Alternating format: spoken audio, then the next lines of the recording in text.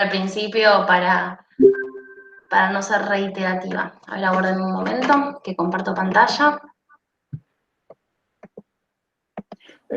Antes que nada, perdón, Sí. Miranda, ¿puede ser que Julián sea Cobros Zapata? Sí, posiblemente, sí.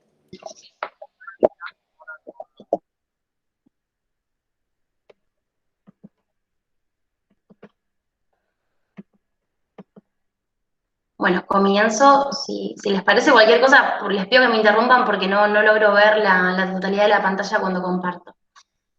Aguarden un momento. Bien. Bueno, hola, de vuelta, buen día a todos y a todas. Voy a pasar rápido esta parte, creo que la mayoría lo escuchó, pero me parece importante comentarles desde dónde les hablo, desde dónde me estoy, bueno, dirigiendo ahora. Yo soy estudiante de la Universidad Nacional de San Martín, de Argentina. Es una universidad pública, gratuita, tiene 30 años.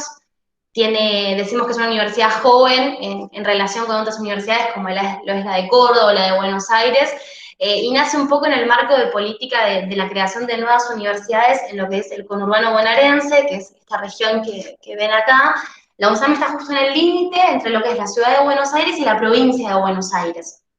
Ya hace 20, 30 años en todo lo que es la provincia de Buenos Aires, hay toda una región que se llama el Gran Buenos Aires, que viven más de 14 millones de personas, y comienzan a crearse nuevas universidades con una demanda de cuestiones más bien locales, para que los estudiantes y las estudiantes no tengan que viajar tanto, quizás desde, no sé, 2, 3 horas viajando para poder estudiar, lo pueden hacer en su mismo barrio, así que eso es muy, muy interesante. Bueno, la UNSAM está constituida alrededor de 20 unidades académicas. Yo particularmente soy de la Escuela de Política y Gobierno, y estudio la licenciatura en Relaciones Internacionales. Actualmente hay aproximadamente 20.000 estudiantes, y bueno, esa es la información en general de la universidad. Es muy bella, acá como ven en las fotos, está construida sobre lo que era una playa ferroviaria, creo que se dice. Así que por eso la arquitectura es bastante como industrial, es muy linda. Bien, el objetivo central de la investigación que actualmente está en curso, yo no soy estudiante graduada todavía, estoy en proceso de realización de mi tesina de grado. El objetivo central es poder identificar qué lenguajes operan en la configuración de la identidad del sur en la cooperación sur-sur. Básicamente, ahondar en poder tratar de entender cuál es el sur, el cual concibe la cooperación sur-sur. ¿Por qué en la cooperación sur-sur y por qué en el discurso? Yo podría, digamos, si me interesa es el sur, yo podría investigarlo desde muchos lugares, podría investigarlo desde los movimientos sociales de distintos países de esta región denominada sur, podría indagar cuál es la autopercepción de los jefes de Estado de los últimos 20, 30 años, cómo se refieren al sur. La realidad es que, más bien por un recorte metodológico, yo elegí este tipo particular de cooperación, y el sur que a mí me va a interesar es el que está dentro de este tipo de cooperación. Y aparte había cuenta, digamos, cuando estaba realizando lo que es el estado del arte, en las relaciones internacionales se le brinda poco espacio a lo que es la cooperación internacional y en particular a la cooperación sur-sur. Entonces me parecía interesante poder generar algún tipo de aporte o contribución o simplemente reflexionar en este espacio. ¿Y por qué en el discurso? ¿Por qué, digamos, lenguajes? Digamos, mi objetivo es identificar qué lenguajes, y lo voy a hacer en el discurso. ¿Por qué ahí? Primero porque parto, digamos, de la base de la existencia de un mundo que es inconcebible por fuera del lenguaje. No hay un mundo verdadero y natural per se, sino que hay interpretaciones que están mediadas por las significaciones que le damos a los hechos sociales y a los procesos y a las identidades. Voy a estar todo el tiempo manejando este concepto de fijaciones de significado que implican necesariamente un acto de exclusión, y si hay un acto de exclusión es porque hay relaciones de poder, digamos que un significado determinado se haya adosado a un significante, a una palabrita, es porque hay otros que no ganaron en esa carrera de significación. Entonces, en este sentido, yo concibo las identidades a partir de un juego de modalidades específicas de poder y, bueno, y construidas a partir de los discursos. Y Mariela Cuadro, que es mi directora de tesis y también directora de la carrera, lo determina de esta manera, como que las identidades no son espejismos, sino que existen porque fueron generadas y generan efectos sobre la realidad. Así que bien, pasando al marco teórico, o mejor dicho, perspectivas teóricas, esta investigación se centra en el cuarto y último gran debate de las relaciones internacionales. Fue un debate al cual, digamos, que es transversal a un montón de disciplinas, ya, digamos, luego de la Guerra Fría, 80s, 90s, empiezan a emerger corrientes pospositivistas desde la filosofía, desde los estudios literarios, que lo que vienen a hacer primordialmente es, o sea, son críticas teóricas ontológicas que intentan desnaturalizar los supuestos sobre los que las disciplinas se sostienen, estos supuestos aparentemente neutrales, incuestionables.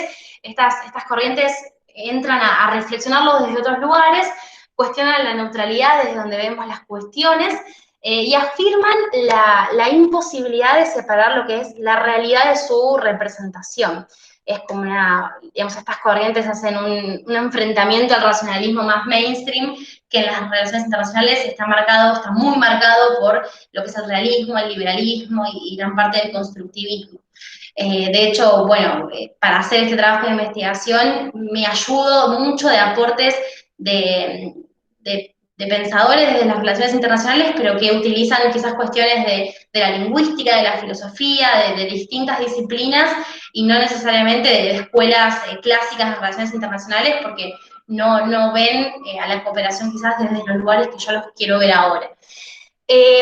Lo que se disputa, lo que está en juego, no es la verdad o la falsedad de los enunciados. Yo en esta investigación no pretendo ni voy a decir lo que es el sur y lo que no es el sur, sino que se intenta visualizar los regímenes de veredicción que permiten que estos enunciados se constituyan como tal. Eso es fundamental, digamos, no vengo tampoco a hacer lo que critico, no voy a encontrar nada, sino que voy a tratar de, por medio del análisis crítico del discurso, que voy a mencionar ahora a continuación, entender por qué esos significados ganaron y no otros, y por qué se imponen algunos y no otros. En este sentido, para el pospositivismo, para el postestructuralismo, las prácticas discursivas son un factor esencial como dispositivo de actualización de las relaciones de poder. Los discursos no son creaciones de sujetos particulares, sino que son creaciones de relaciones de poder y todos estamos inmersos en eso. Después, para mencionar la cuestión del giro lingüístico, que también es transversal a un montón de disciplinas, y que proponen un cambio metodológico y conceptual para abordar y entender las realidades, y subrayan el carácter performativo de la realidad. Por eso, de vuelta, digamos, parezco muy reiterativa, pero todo el tiempo es esto, es buscar la identidad dentro del discurso, porque es performativa de realidad. Bien. A ver qué continúa, metodología.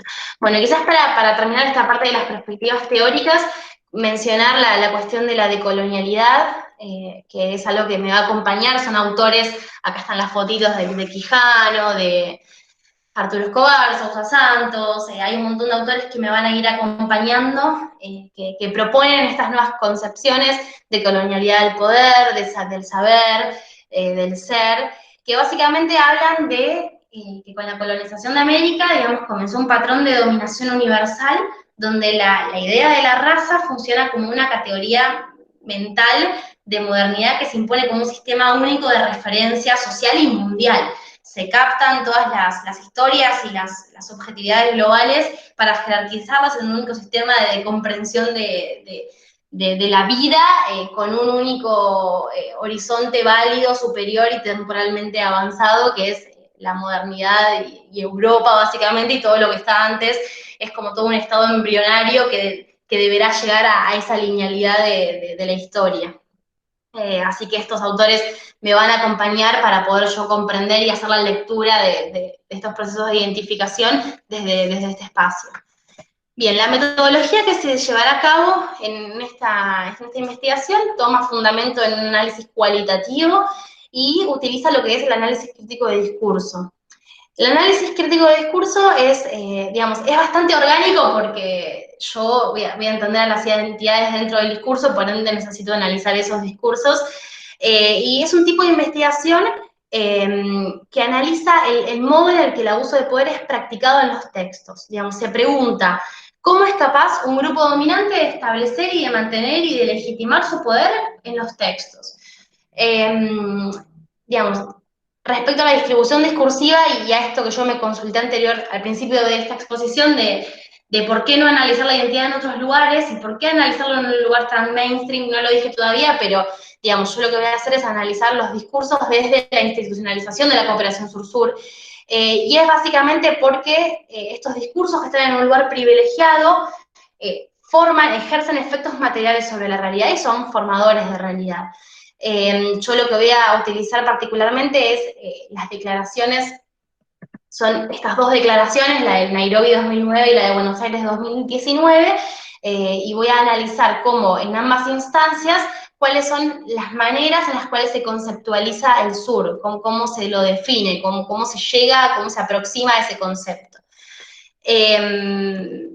Bien, esto sobre el análisis crítico de discurso, también quizás para mencionar, no hay los principales exponentes son Van Dijk, Gudak, Meyer, y no hay una única manera de hacer análisis crítico de discurso, hay una caja de herramientas que se propone, pero la realidad es que es un poco detectar esto, es un poco detectar los silencios incluso que aparecen en estos espacios, que me permito adelantar, es justamente la no reflexión sobre un montón de conceptos y la sinonimia, por ejemplo, del sur con el subdesarrollo, del sur con el tercer mundo y demás. Bien, no voy a detenerme, digamos, esta no es una investigación sobre cooperación sur-sur, pero digamos, es importante mencionarlo. La cooperación sur-sur es un modelo particular, es una modalidad particular de cooperación que en realidad como tal hace pocos años que se nombra de esa manera. Hay quienes ubican su origen en lo que fue la conferencia de Bandung en 1955, la conferencia de Asia y países africanos. Particularmente se institucionaliza y se dan directrices que hasta el día de hoy se siguen utilizando en lo que fue en 1978 el Plan de Acción de Buenos Aires, que se juntan más de 140 jefes de Estado de estos países del en ese entonces tercer mundo, a reflexionar, a charlar, a proponer distintos modos de relacionarse, más horizontales, más solidarios. Teóricamente hay una identificación compartida de ser países con historias similares y por ende la cooperación que podrían tener podría ser más solidaria, y se destaca mucho el concepto de cooperación técnica. La palabra técnica es muy importante porque justamente hace referencia a lo que es la carencia de financiación, digamos, no es una ayuda al desarrollo en tanto a prestaciones financieras, sino que como estos países digamos, no tienen ese recurso, presentan otros tipos de cooperaciones, como lo es la cooperación científica, en educación, en aspectos técnicos, como uno de los más importantes. Entonces ya, si bien esto no va a ser analizado, porque acá ni siquiera se utilizaba la palabra del sur, es importante entender cómo, digamos, ya se ancla ese tipo de cooperación en una cuestión que se identifica por la no financiación y básicamente por ser países, digamos, que están en esta instancia pobre, por así decirlo, con respecto a otros, digamos, más desarrollados y más pudientes, y siempre un aspecto de una taxonomía más bien materialista y económica de diferenciación. Bueno, acá como adelanté, recién, miren, en el 2003 se crea el Comité de Alto Nivel sobre la Cooperación Sur-Sur, que en realidad no es que se crea, sino que se actualiza el nombre de lo que ya venía funcionando, que es un organismo que realizaba mediciones sobre la cooperación sur-sur. Se le pone el nombre y recién, digamos, hasta la actualidad hay dos conferencias muy importantes que son multilaterales y son desde Naciones Unidas, que son las únicas dos conferencias que hay relativas a la cooperación sur-sur, que es la del 2009 y es la del 2019. Y son ambas en conmemoración a los 30 y 40 años respectivamente del PABA, el Plan de Acción de Buenos Aires de 1978. Lo que yo entonces voy a realizar es un análisis exhaustivo y crítico sobre estas dos conferencias, que son, digamos, las únicas que tenemos que respondan a estos patrones de ser multilaterales y manejar el concepto de cooperación sur-sur. Antes había reuniones regionales multilaterales, pero eran o de ayuda técnica o de países en desarrollo y no específicamente de cooperación sur-sur. Bien, acá ya vemos, digamos, si bien el análisis está en curso y me tendrán que invitar otra vez para ver las conclusiones, pero bueno, vamos como viendo algunas cuestiones. Al sur nunca se lo define como tal, generalmente en las conferencias, en las declaraciones finales, hay una primera instancia más bien preambulatoria que es de definición de conceptos. No la hay. Acá, por ejemplo, marqué algo muy interesante que es: reconocemos que la cooperación sur-sur se lleva a cabo entre los países del sur, como más de lo mismo, y después automáticamente dice: para que los países en desarrollo alcancen sus objetivos de desarrollarse. Digamos, todo el tiempo esta sinonimia entre sur y espacio en desarrollo.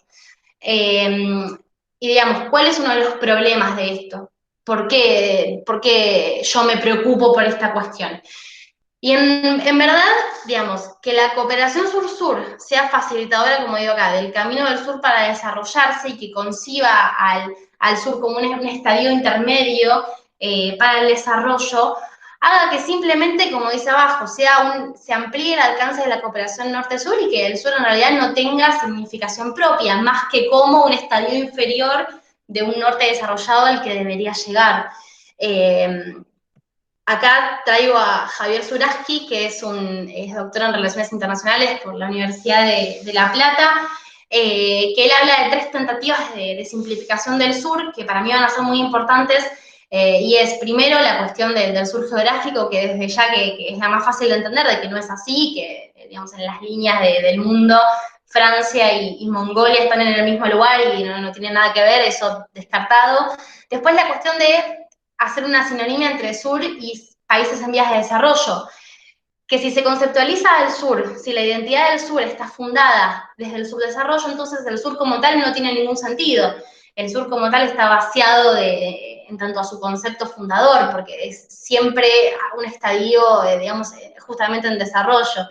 La cuestión del desarrollo va a ser muy importante, digamos, como metarrelato y como una narrativa etnocéntrica que todo el tiempo va a estar funcionando, y que por supuesto está sostenida por la modernidad, colonialidad y esta falacia desarrollista de que todas las sociedades son vistas como embrionarios de estadios superiores. Y bueno, después la última tentativa de simplificación que propone Zuraski es el sur como actualización de concepto, en particular del movimiento de los países no alineados y el tercer mundo. El autor va a decir de que también es un error, digamos, aunque es lo más confuso esta parte, es un error pensar de que el sur simplemente era el espacio de tercer mundo que finalizada la Guerra Fría, digamos, se mantuvo como sur, porque incluso en 1955 en Bandung las intenciones eran mucho más políticas y reivindicantes que las de ahora, que simplemente se unifican a ser países en vías de desarrollo o se identifican bajo ese concepto. Entonces acá observamos, digamos, ya para ir concluyendo, un sur que es tal por oposición al norte, pero es el norte el que se autodesigna y exodesigna su exterioridad. Digamos, la modernización es la única ruta al progreso, y al conceptualizar el progreso en dichos términos, en cuestiones de desarrollo, la estrategia de desarrollo se convierte en un instrumento poderoso para normalizar el mundo. Hay como una infantilización del sur, y lo vimos en estas definiciones, digamos, que si el sur es concebido como un espacio en desarrollo, entonces está vaciado de otras posibilidades y de otras alternativas para ser, ni siquiera para actuar de una manera distinta, sino para el simple hecho de ser. La violencia del discurso modernizador introducido por el colonialismo es fuente de construcción de identidad, y en este sentido, digamos, lo que voy a analizar un poco es esto, es de qué manera incluso, qué implicancias políticas genera que el sur sea concebido de una manera y no de otra. Ya para finalizar, el silenciamiento del sur ayuda a comprender la dificultad de su identificación, porque realmente, por ejemplo, en las relaciones internacionales, todo lo que es estudios de cooperación sur-sur y cooperación internacional están marcados por una fuente impronta liberal y pragmática y de medición de eficacia y demás, y no desde esto de poder realmente consultarse por el origen de los conceptos. Y realmente es muy importante poder reflexionar y dar un espacio teórico a averiguar por qué es el sur y cómo se lo concibe, porque justamente, digamos, si un sur va a ser un estadio de una linealidad única de desarrollo, no hay diferencias que puedan ser utilizadas creativamente, sino que todas deben ser erradicadas y puestas a disposición de una linealidad del progreso, bueno, aparente. Así que bueno, quizás para finalizar, A ver, ahí dejo de compartir pantalla, no sé si me están viendo nuevamente. Comentar de que es muy importante habilitar desde un espacio académico y por supuesto desde un espacio político el poder pensar al sur desde lugares distintos. Particularmente pensar al sur desde el sur, y si dentro de la cooperación sur-sur autoafirmamos la idea del sur como un grupo de países que simplemente se encuentra retrasado o en un camino lineal al desarrollo, las diferencias, como decía anteriormente, van a ser vistas como un obstáculo que haya que erradicar y que solucionar antes que diferencias vistas como un insumo creativo para poder generar alternativas al desarrollo, no alternativas al camino, sino alternativas a ese horizonte. La cooperación sur-sur deberá superar estas tentativas de simplificación que traje de Zuraski para poder realmente habilitar su heterogeneidad fundante y lo que caracteriza a esta gran parte del mundo, para también brindar soluciones otras a los problemas que continuamente se trabajan desde una misma manera y con una misma caja de receta estándar que se brinda para las mismas soluciones de siempre. Entonces, para pensar si efectivamente la cooperación sur-sur puede ser una herramienta liberadora y emancipadora de las lógicas desarrollistas y estadocéntricas, primero hay que reflexionar sobre las bases ontológicas y conceptuales sobre las que se sostiene este tipo de modalidad y sobre las cuales podemos observar a los agentes que cooperan. Bueno, muchas gracias por el espacio y quedo a disposición de cualquier consulta. Muchísimas gracias, Sofía, por tu ponencia. Les recordamos a los que están presentes en esta reunión que las preguntas van a ser realizadas al final de las siguientes dos ponencias. Pueden ir escribiéndolas en el chat o dejarlas para el final. Vamos a pasar a la segunda ponencia de este panel número 3, a cargo de Miranda Peixer, de la Universidad también Nacional de San Martín. Su investigación es titulada Hijab, símbolo de opresión o elemento emancipador, un análisis del movimiento iraní, miércoles blancos, desde el feminismo decolonial. Miranda, tienes 15 minutos para presentar, así que te cedo el micrófono. Bueno, muchas gracias. Mi nombre es Miranda Peixer, soy, al igual que Sofía, estudiante de la Universidad Nacional de San Martín, de la carrera de Relaciones Internacionales. Quería sumar a toda la info que dio Sofía sobre la UNSAM y sobre la carrera que estudiamos, que la licenciatura en Relaciones Internacionales se abre en la Universidad de San Martín en 2017. Es una carrera súper joven. Somos de la primera cohorte, de la primera camada de egresados y egresadas de esa carrera. El plantel docente es de excelencia, son todos docentes muy jóvenes y, como decía Sofi, con una perspectiva de mirar al sur desde el sur y de poder colaborar con las relaciones internacionales desde el lugar en el que estamos paradas y parados. En mi caso, lo que voy a presentar en este momento, ya voy a poner para compartir pantalla. Probablemente dejen de verme a mí porque no puedo compartir pantalla y además aparecer, pero lo que voy a compartir es mi trabajo, mi tesina, mi trabajo de licenciatura de la carrera. Soy estudiante graduada hace muy poquito, creo que ahí se debe ver bien la presentación, si alguien puede confirmar. Sí, se ve bien. Perfecto, bárbaro. Sé que la letra está un poco chica, así que voy a ir haciendo zoom mientras voy contando sobre qué se trata. El trabajo se titula Hijab, símbolo de opresión o elemento emancipador, un análisis del movimiento iraní miércoles blancos desde el feminismo decolonial. La investigación se inscribe dentro de las perspectivas críticas, precisamente desde el feminismo crítico, de las relaciones internacionales, teorías que también, como contaba Sofía, emergieron en la disciplina en el marco del cuarto debate epistemológico entre positivistas y pospositivistas, ocurrido durante los años 80.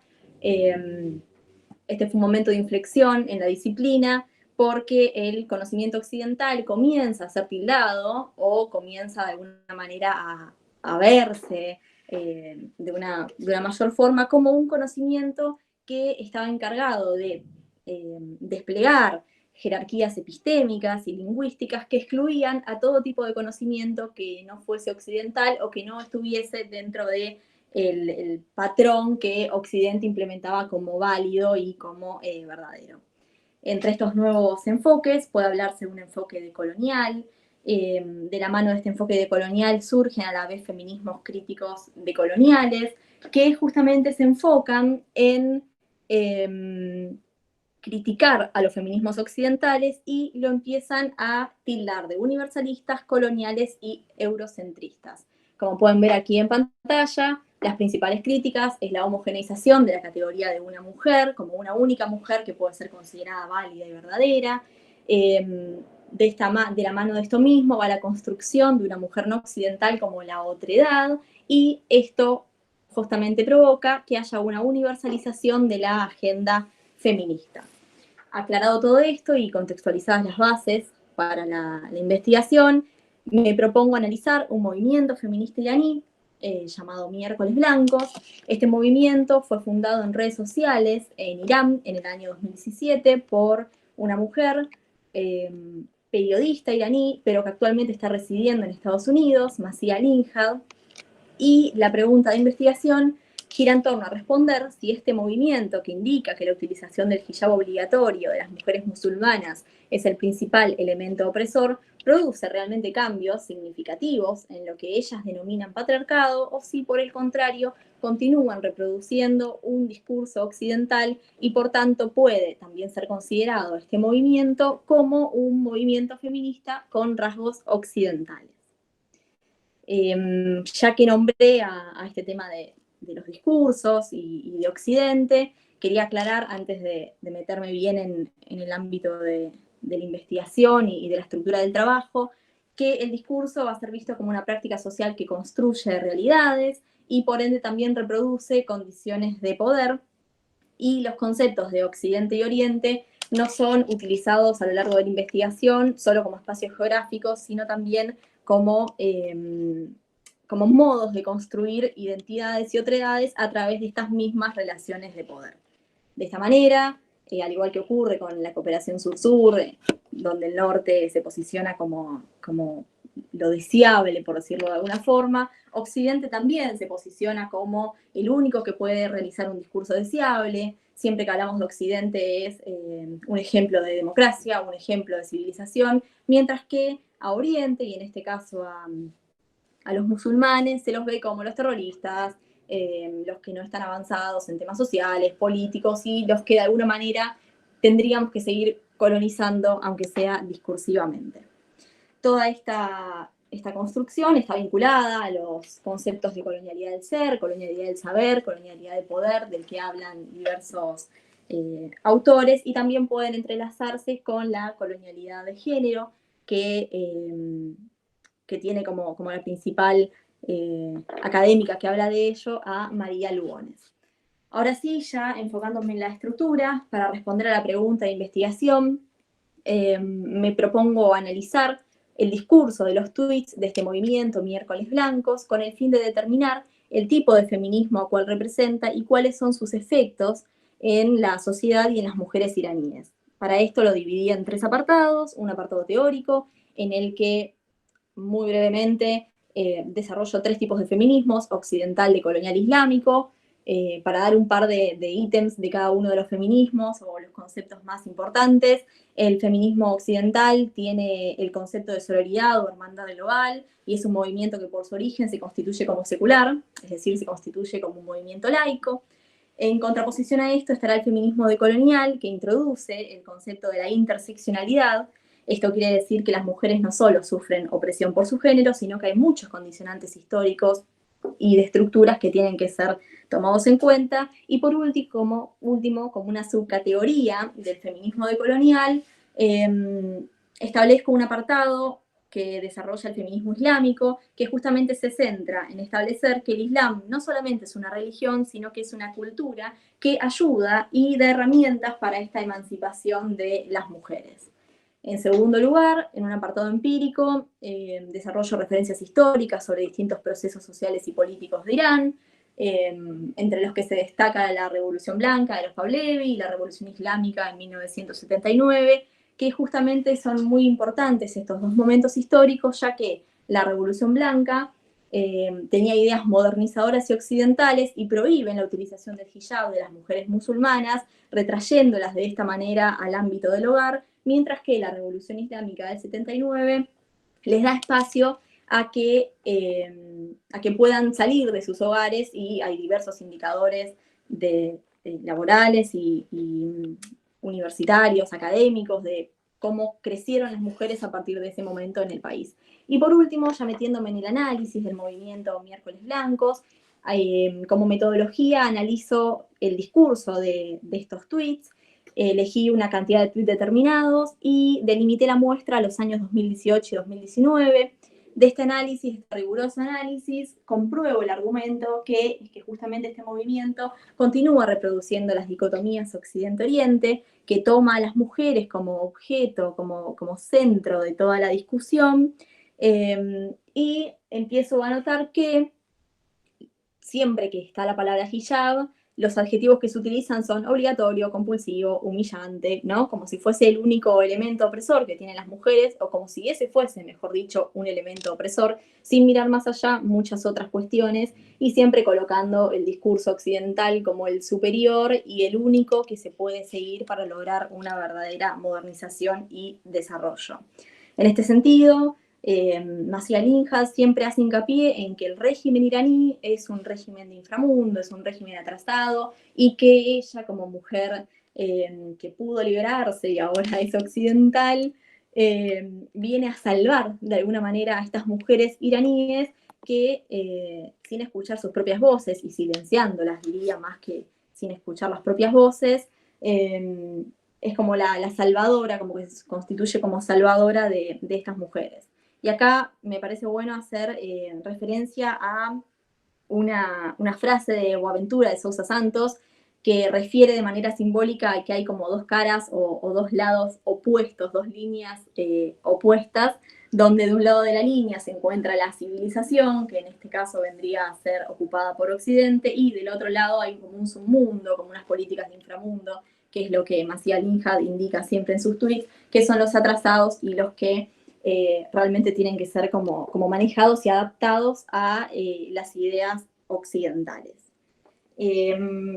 Por último, y también como para vincular a este movimiento con el feminismo occidental, empiezo a encontrar que en los tweets utilizan mucho el término de la sororidad, bajo el cual en realidad quedan silenciadas muchas voces y opiniones de diversas mujeres, ya que todo lo que no entre en la mujer ideal, que debe ser de alguna manera ayudada por la sororidad y por esta hermandad universal, quedan como mujeres subalternas, como bien lo dice Spivak, que el subalterno cuando es mujer es como doblemente o triplemente subalterno.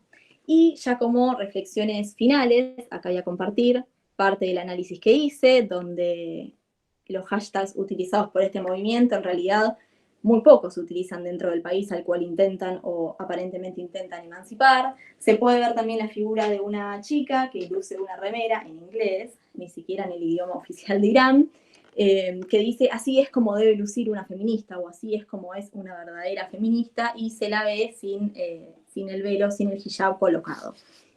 Y ahora sí, por último, como reflexión final, y como también una suerte de reflexión personal, creo que enfocarnos en un código de vestimenta sin ver más allá otras cuestiones interseccionales que afectan a cada mujer de manera individual, es un análisis un poco vago y nuevamente coloca a Occidente como la figura superior frente a la otredad que siempre está marcada y de alguna manera colocada como inferior a lo que uno conoce. Bueno, voy a dejar de compartir pantalla.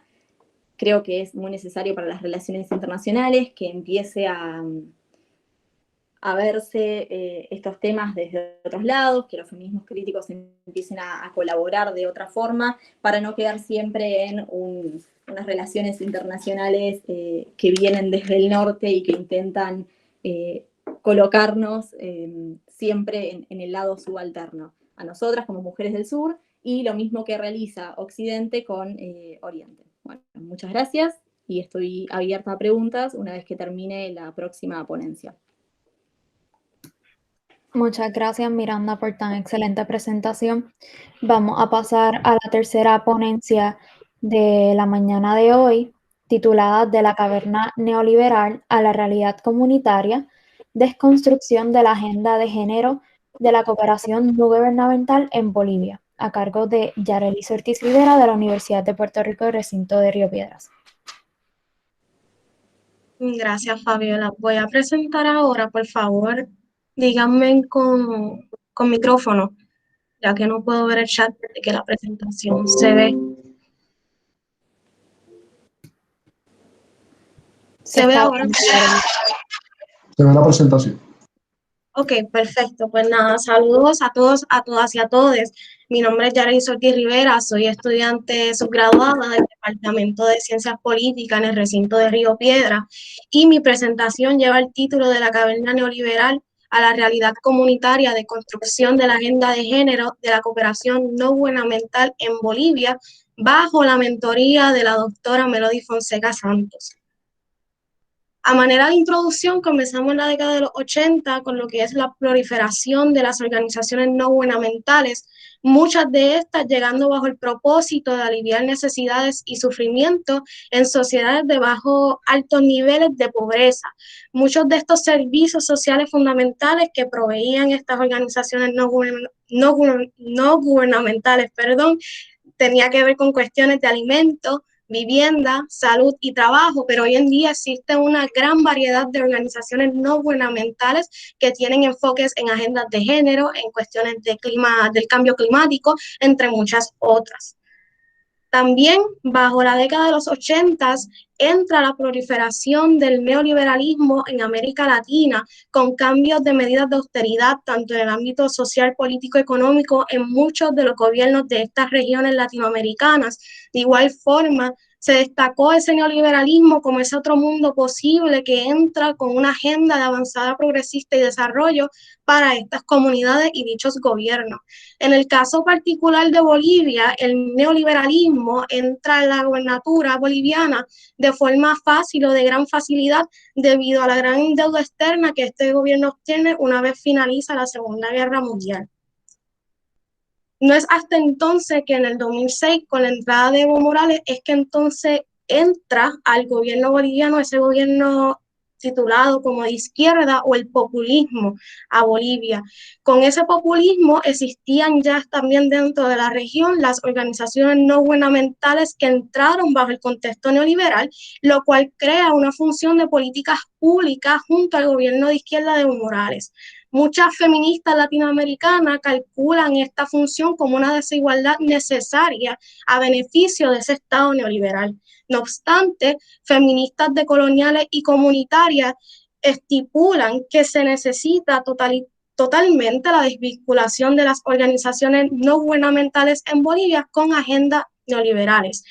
Bien expuesto por Paredes, bajo esa misma frase, muchas de las propias ONG de mujeres se negaron sistemáticamente a discutir ese trabajo doméstico porque muchas de estas mujeres contrataban a mujeres mucho más empobrecidas, mucho más discriminadas bajo el Estado neoliberal y simplemente las contrataban como empleadas y con eso era suficiente.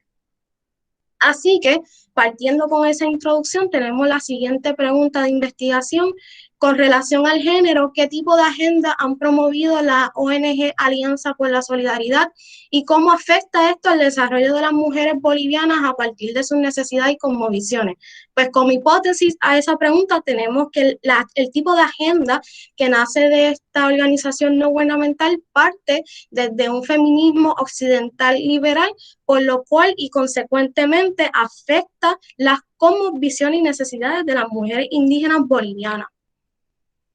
Como metodología para esta investigación utilizamos el enfoque cualitativo, que se reconoce al enfoque cualitativo como un enfoque que puede variar según se va desarrollando la investigación. Como país de enfoque nos centramos en Bolivia y como organización no gubernamental de enfoque tenemos a la Alianza por la Solidaridad, una ONG que nace bajo el gobierno español y que hoy en día continúa siendo financiada tanto por el gobierno español como el gobierno estadounidense. Para poder implementar ese enfoque cualitativo, utilizamos la técnica cualitativa del análisis de discurso, que el análisis de discurso, es la creación de unas semirrealidades que complementan la realidad entera en sí. Este análisis de discurso puede ser informativo, de forma interpretativa, general o también creativo. Dicho análisis de discurso lo estaremos, ¿verdad?, partiendo desde el punto crítico feminista comunitario para la agenda de la organización no gubernamental Alianza por la Solidaridad en cuanto a las ayudas de las mujeres de comunidades bolivianas y medir el tipo de lenguaje de la presentación verdadera a esta realidad cotidiana de dichas comunidades. Teniendo en cuenta esa metodología, el análisis que utilizamos desde el punto crítico feminista comunitario se le realizó al documento de la organización no gubernamental Alianza por la Solidaridad, titulado Contribuyendo a la autonomía económica de las mujeres y el desarrollo local inclusivo en el departamento de Cochabamba, una evaluación final de un proyecto dado en los años 2017 y 2018.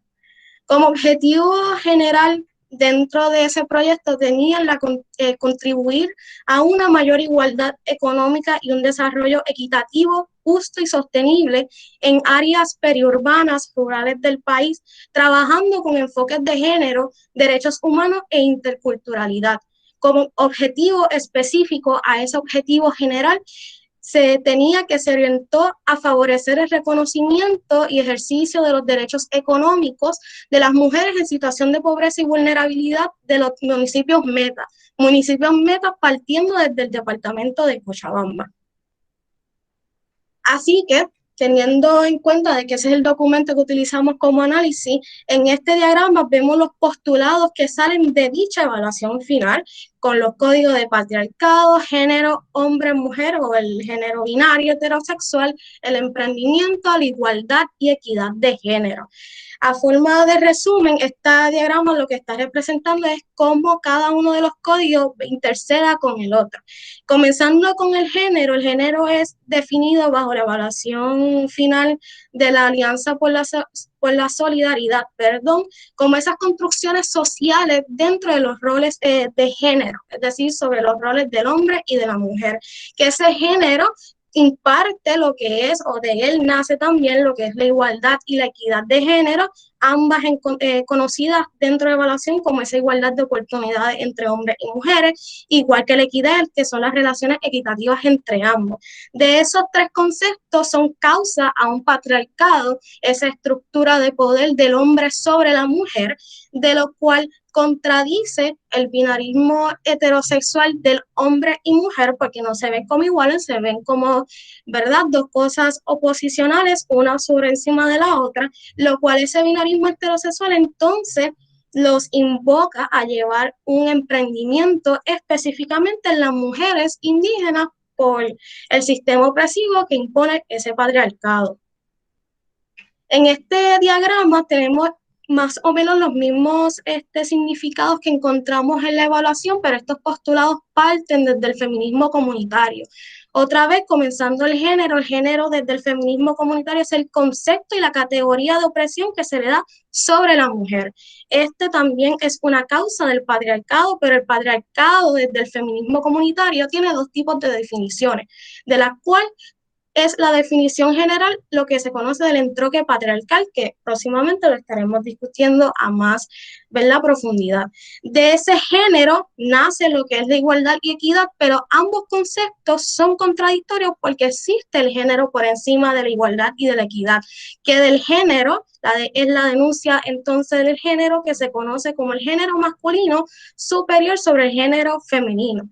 Por lo cual, de esa denuncia es entonces que nace el binarismo hombres-mujeres, el cual el feminismo comunitario es muy crítico sobre este. Así que, teniendo en cuenta esos postulados, tanto del feminismo comunitario como de la evaluación final, encontramos estos hallazgos dentro de dicho documento. El documento se basaba más bien en el emprendimiento de las mujeres de zonas rurales, pobres y de origen indígena, en cuanto a dos tipos de rubros. Rubro quiere decir la agrupación de muchas cosas, y en este caso, en lo que ellos se enfocaban era en la manufactura de textiles y repostería. Además de eso, las capacitaban para que éstas reconocieran sus derechos como mujeres, se entendieran de que ellas podían ser partícipes dentro del desarrollo local inclusivo de sus respectivos municipios y que también podían ser partícipes dentro de esos mercados rentables. De igual manera, se les capacitaba para que reconocieran su participación y autonomía económica como mujeres, que ellas pueden ser independientes, pueden tener derecho propio y pueden tener equidad de género dentro de sus comunidades, que ellas pueden garantizar su propio bienestar, que pueden superar la pobreza y dichas brechas que surgen a causa de la pobreza. De igual manera que existe una oportunidad, una igualdad de oportunidades, una autodeterminación económica, existe una corresponsabilidad familiar, etcétera, que las lleva al empoderamiento, que es el principio enfoque de esta evaluación. También se reconoce que existe una desigualdad de género, que es un factor que obstaculiza el desarrollo humano y económico, que existen relaciones sociales sobre los géneros o esos roles hacia los géneros, que existen inequidades, injusticias, y por lo tanto, gracias a esa inequidad e injusticia, existe una subordinación y limitación a la responsabilidad de su propia realización y autonomía de parte de dichas mujeres. Las últimas dos frases que aquí presento son frases que vienen específicamente de mujeres que participaron dentro de este proyecto, y una de ellas dice: las mujeres podemos y tenemos derecho, igual que a los hombres, a generar ingresos para nuestras familias. La igualdad de género es una pieza clave del desarrollo sostenible. Ahora bien, teniendo esos hallazgos de esa evaluación presente, el feminismo comunitario sería bien crítico desde 3 puntos fundamentales: género, patriarcado y emprendimiento neoliberal. Comenzando desde género, el feminismo comunitario le criticaría que no reconocen dentro de esa evaluación y dentro de su definición de género lo que se le conoce desde el feminismo comunitario a la denuncia del género, siendo la denuncia del género masculino es tal porque es superior al género femenino. Por lo tanto, dicha organización no reconoce las cárceles del género. Es decir, cárceles del género es el género masculino implicado al cuerpo masculino, cárcel del género femenino implicado al cuerpo mujer. Este feminismo comunitario no llama ni invoca a una reforma dentro de estos géneros, y ellos llaman o invocan a una revolución. La revolución significando la eliminación total de estas cárceles y del género como tal sobre los cuerpos. Y también expondrían dentro de su crítica hacia esta evaluación que la concepción del género del cual esta evaluación está partiendo es de una concepción del género que parte de ese feminismo liberal occidental que entra con el coloniaje a la nación boliviana. Como segundo punto de crítica desde el feminismo comunitario tenemos al patriarcado. Este feminismo comunitario critica, ¿verdad?, que no se reconoce lo que es el entroque patriarcal. El entroque patriarcal teniendo como definición ese contronazo o ese encuentro entre el patriarcado occidental y el patriarcado precolonial, porque el patriarcado, ¿verdad?, hoy en día se ve de una manera general, pero el feminismo comunitario está exponiendo que hay que verlo desde sus propios tiempos y contextos. Y en el caso de Bolivia se da ese choque, un choque donde el hombre colonizador y el hombre indígena se unen a pesar de sus desigualdades a oprimir a la mujer. Así que el feminismo comunitario dice que no se puede mantener esa simpleza del patriarcado occidental y entenderse el patriarcado como un sistema completo de opresiones y explotaciones, tanto para los hombres como para las mujeres. Como último punto de discusión y crítica desde el feminismo comunitario, estaríamos hablando sobre el emprendimiento neoliberal. Se habla mucho en esta evaluación sobre el desarrollo sostenible de las mujeres, su autonomía, etcétera. Pero desde el feminismo comunitario, esa frase o ese concepto de desarrollo sostenible no es pertinente, porque el propio desarrollo sostenible es oprimente y oprime de manera doble hacia las mujeres. Desarrollo, según un feminismo comunitario, el desarrollo se va fuera del país, es decir, se redirige al el sistema neoliberal, a los países hegemónicos o esos países del norte o primermundistas. En cambio, si hablamos de desarrollo, el desarrollo dentro de estas mujeres es para mantener la sostenibilidad de ese sistema capitalista, neoliberal y patriarcal. De igual forma, así como ellas, ¿verdad?, le discuten ese desarrollo sostenible, ellas no creen en la emancipación de la mujer y el hombre, porque reconocen que hubo un encuentro en ese entoque patriarcal, del cual antes de que llegase ese patriarcado occidental a las naciones bolivianas, las mujeres tenían igualdad igual al hombre. En cuestiones de equidad, las distribuciones de tierra o de materiales era, ¿verdad?, diferente, pero sí, con todo y eso, las mujeres podían sobrevivir ellas solas, los hombres podían sobrevivir ellos solos. No había ese estado, ¿verdad?, donde la mujer tenía que dependerse del hombre. Por lo tanto, ellas no creen en la emancipación de la mujer hacia el hombre, porque para ellas esa emancipación lo que hace es enfermar el postulado de comunidad, siendo la comunidad compuesta de mujeres, hombres, personas intersexuales y la naturaleza. Así que, teniendo esa discusión, tenemos las siguientes conclusiones. Que la promoción de la agenda de género de la Alianza por la Solidaridad es una agenda totalmente neoliberal, porque, ¿verdad?, trata de llevar proyectos de emprendimiento y capacitación para el desarrollo económico, pero un desarrollo económico que las mantiene oprimidas para el desarrollo de un Estado neoliberal. De igual manera, que la agenda de dicha organización no gubernamental no tuvo un cambio considerable, a pesar de que en Bolivia hubo esa transición de Estado de Derecho al Estado plurinacional con Evo Morales, con todo y ese cambio a reconocerse a la comunidad indígena como, ¿verdad?, personas que tienen tierra, son personas con pensamiento epistemológico, son seres, esa agenda, especialmente de dicha organización, no tuvo un cambio considerable, sino que mantuvo, ¿verdad?, la promoción de un pensamiento del feminismo liberal occidental como neoliberal. De igual manera, dicho eso, esta agenda se fundamentaba también al desarrollo del Estado neoliberal, como mencioné, por lo cual el gobierno boliviano no tomaba decisiones propias, aún así reconociendo a dichas comunidades, por lo que ese contronazo del Estado neoliberal y el Estado boliviano de Evo Morales creó lo que desde el feminismo comunitario se llama el esquizofrénico imaginario de democracia participativa e inclusión. De igual manera, se concluye que la promoción de la agenda de género de dicha organización no gubernamental es una promoción desde la visión del feminismo occidental liberal, del cual no se considera esa denuncia del género y continúa neutralizando el descontento y esa frustración popular que las mujeres indígenas hoy en día continúan sufriendo. Estas son las referencias utilizadas dentro de este proyecto de investigación y hasta aquí sería mi exponencia y estoy abierta ante cualquier pregunta. Muchas gracias. Gracias, Yareli, por tan excelente ponencia. Tenemos unos breves minutos para las preguntas, las que había recopilado del chat. La primera sería para Sofía, de parte de Julián Zapata, y lee así.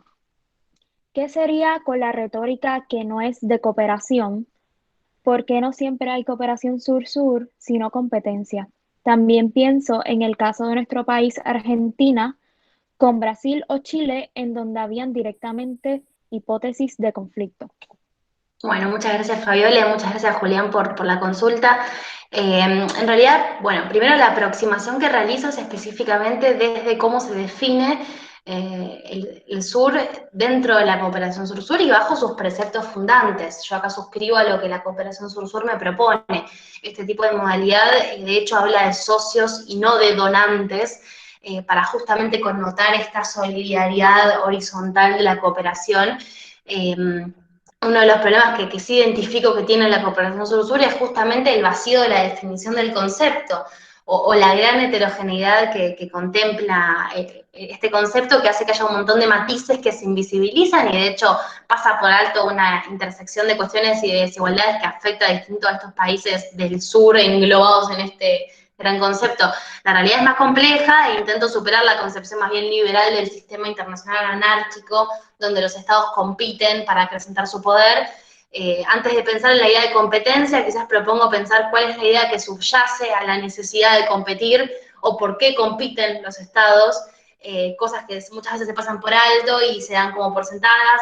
Muchas veces justamente suscribir a que los estados como cajas herméticas y cerradas tienen un único interés, que es desarrollarse de una determinada manera y ampliar sus capacidades materiales pasando por arriba de países vecinos, hace que no podamos habilitar otros modos de relacionamiento que no sean necesariamente el de competir.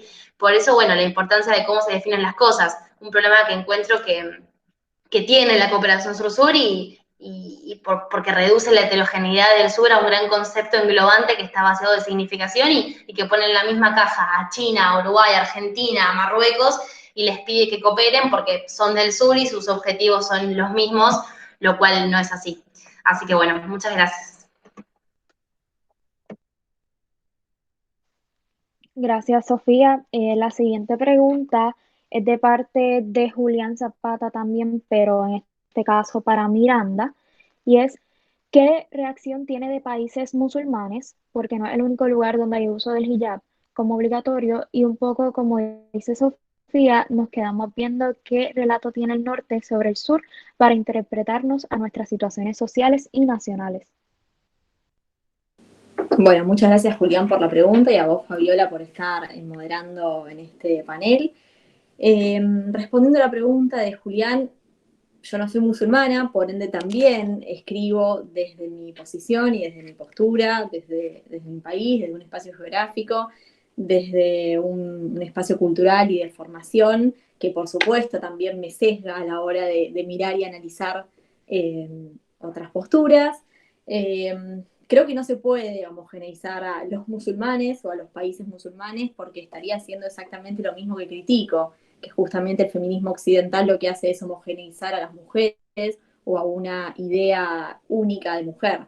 Así que no me atrevo a responder qué opino sobre los países musulmanes. Yo me centré en analizar un movimiento feminista iraní.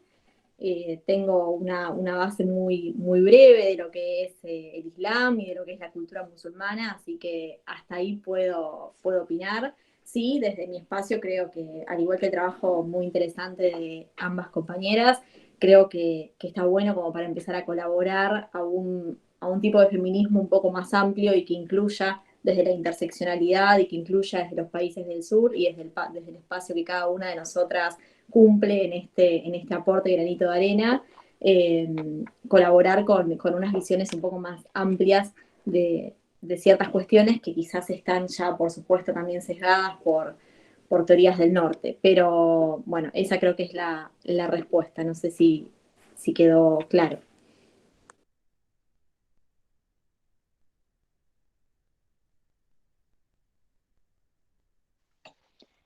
Gracias, Miranda. Estoy verificando ahora mismo en el chat a ver si hay alguna otra pregunta.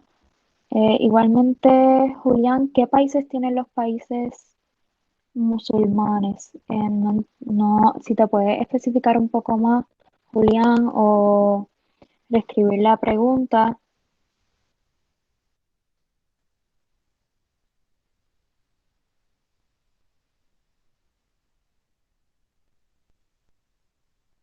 Ok. Indica, Julián, me refiero a qué postura tienen los países musulmanes, Miranda. Por lo que pude analizar y por el poco espacio que analizo al hablar de países musulmanes, pero simplemente analicé Irán. Gran parte de las mujeres que se autodeterminan como a favor del uso del hijab, por supuesto creen que la utilización del hijab es fundamental para su desarrollo cotidiano y para lo que es su vida diaria y no se encuentran en contra de la utilización del mismo.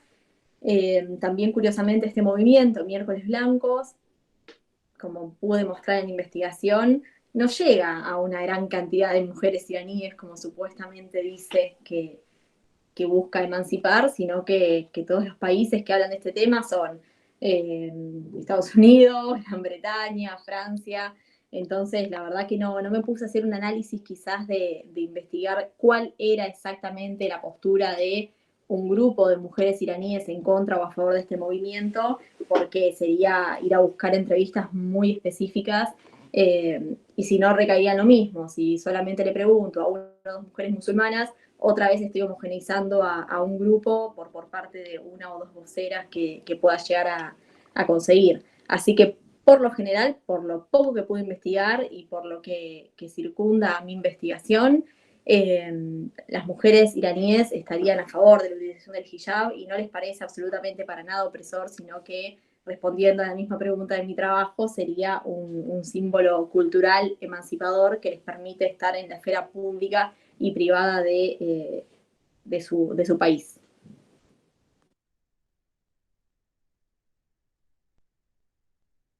Gracias, Miranda. Entonces, tenemos otra pregunta para Sofía. Esta la hace Andrés Acosta.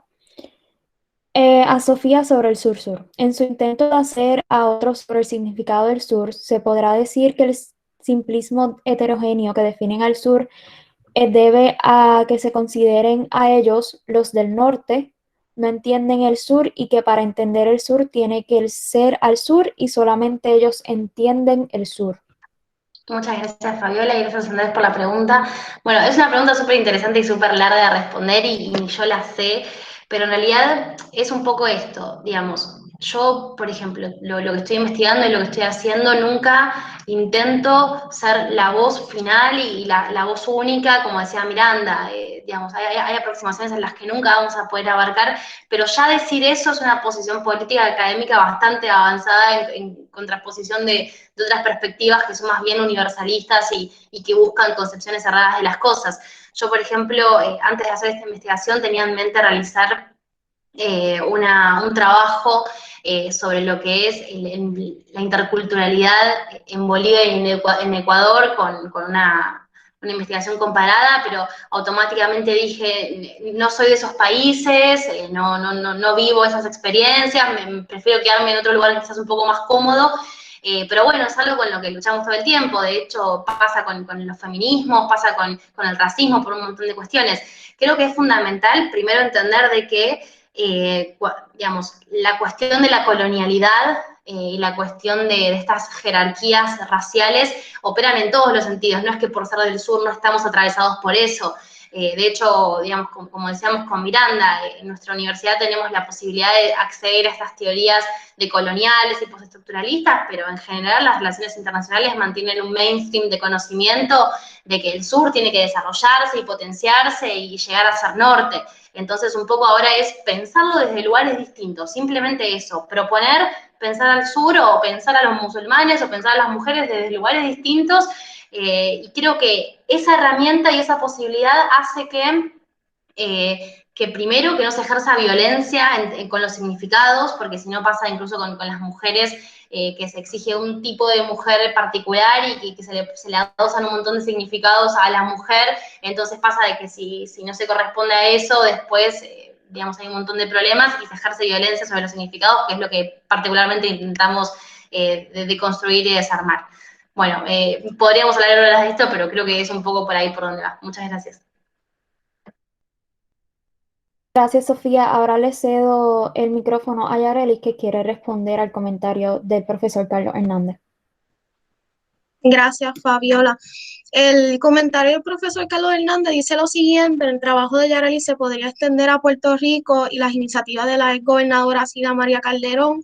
Me parece que aun cuando dichas iniciativas buscan la autogestión de la mujer, se queda corto en términos del estudio de la realidad del patriarcado y la violencia hacia la mujer. Y yo tengo que concordar con él. Definitivamente la iniciativa de la exgobernadora de Puerto Rico, ¿verdad?, tuvo una jerarquización vertical, es decir, se creó de arriba hacia abajo, lo cual desde el feminismo comunitario y desde el feminismo decolonial tratamos de impartir de abajo hacia arriba, que seamos las propias comunidades desde nuestras propias resistencias y luchas y ¿verdad?, y realidad cotidiana, que podamos entonces llevar, ¿verdad?, nuestros proyectos de desarrollo y de autogestión hacia la mujer dentro de los gobiernos. Pero también hay que reconocer que el tipo de patriarcado que en Puerto Rico, ¿verdad?, se vive, no es el mismo patriarcado que se vive en otros, ¿verdad?, lugares del mundo. Por lo tanto, hay que tener eso en cuenta y además del patriarcado y la violencia y opresión que existen con la mujer en Puerto Rico, entender que existe mujer, diferencias raza, etnia, clase social y las otras, ¿verdad?, sistemas de discriminación que nace de ese patriarcado. No obstante, también desde el lado de Puerto Rico hay que reconocer nuestro estatus colonial, como eso, ¿verdad?, recae junto a la violencia de la mujer y el patriarcado que nos gobierna o que nos, ¿verdad?, que nos impone desde ese colonialismo. Muchas gracias, Yarelis. Por el momento ya llegamos al tiempo de lo que viene siendo este tercer panel. Quiero agradecer a todos los que se dieron cita en la mañana de hoy para escuchar a nuestras 3 participantes. Muy agradecida a las 3 y a los profesores que también se dieron cita.